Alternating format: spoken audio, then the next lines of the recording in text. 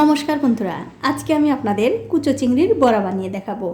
আর এই কুচো চিংড়ির বড়া খেতে কিন্তু বেশি ভালো লাগে। দেখুন, এখানে আমি কিছু কুচো চিংড়ি ভালো করে ধুয়ে পরিষ্কার করে নিয়েছি। এখন এর মধ্যে দিয়ে দিলাম কাঁচা লঙ্কা কুচি, একটা পেঁয়াজ কুচি, সামান্য একটু চিলি ফ্লেক্স, ধনেপাতা কুচি, বেসন, 2 চামচ আতপ চালের গুঁড়ো, স্বাদ মতো নুন, হলুদের গুঁড়ো, জিরার গুঁড়ো, সামান্য একটু লঙ্কার গুঁড়ো আর একটু কালো জিরা।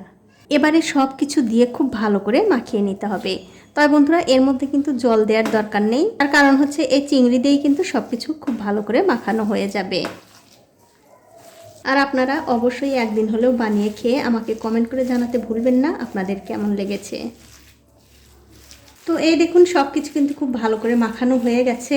তো এখন আমি চিংড়ির বড়াগুলো ভেজে নেব। তার জন্য একটা ফ্রাইং প্যানে দিয়ে দিচ্ছি সর্ষের তেল। আপনারা চাইলে সাদা তেলেও এই বড়াগুলো ভাজতে পারেন। এবারে গ্যাসের ফ্লেমটা মিডিয়ামে রেখে এই তেলটা খুব ভালো করে গরম করে নিতে হবে। কিছুক্ষণ পর যখন দেখবেন তেলটা খুব ভালো করে গরম হয়ে গেছে, তখন এই যে আগে থেকে মাখিয়ে রাখা চিংড়ির যে মিশ্রণটা, এখান থেকে অল্প অল্প করে নিয়ে খুব সুন্দর করে হাত দিয়ে এরকম করে দিয়ে দিতে হবে।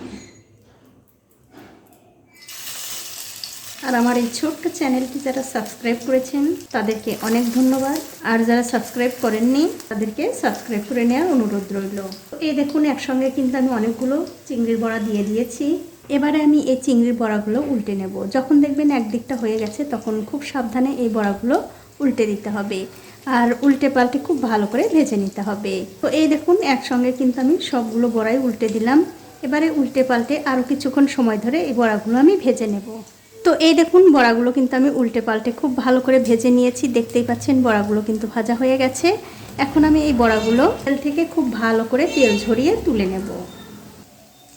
তুলে অন্য একটা প্লেটে রেখে দিচ্ছি। আর এই একই রকম করে কিন্তু সবগুলো বড়াই ভেজে নিতে হবে। তো এই দেখুন বন্ধুরা, এক এক করে কিন্তু আমি সবগুলো চিংড়ির বড়া ভেজে নিয়েছি। এখন আপনাদের একটা ভেঙেও দেখাচ্ছি কতটা সুন্দর হয়েছে। দেখুন, খেতে কিন্তু দুর্দান্ত লাগে। আপনারা একদিন হলেও এইভাবে চিংড়ির বড়া বানিয়ে খেয়ে আমাকে কমেন্ট করে জানাতে ভুলবেন না আপনাদের কেমন লাগলো। তো বন্ধুরা, আজ এই পর্যন্তই। দেখা হবে অন্য কোনো নতুন ভিডিও নিয়ে।